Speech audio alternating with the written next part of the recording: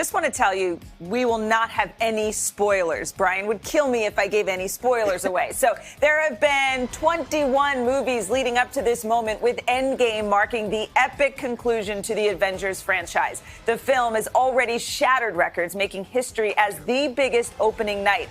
Early estimates put it at $157 million through Friday here in the U.S. That's about $38 million more than Star Wars: The Force Awakens, if you can believe it. Experts say domestically, Avengers Endgame could bring in a monster $300 million this weekend, a feat no other film in box office history can claim. So here's the thing. The movie is 3 hours long, which has many people online panicked about bathroom breaks. So if you absolutely must get up during the film, fear not, because the fans have you covered, tweeting the best times. They are when the San Francisco title card displays, when Hulk has lunch, and when the New Jersey title card comes up.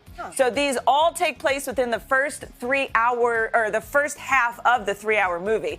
Fans are also going to great lengths to avoid any spoilers, including one teacher who posted this note outside his classroom telling students not to discuss anything about the movie anywhere near his classroom. And if they do, he'll make them wish Thanos snapped them in half.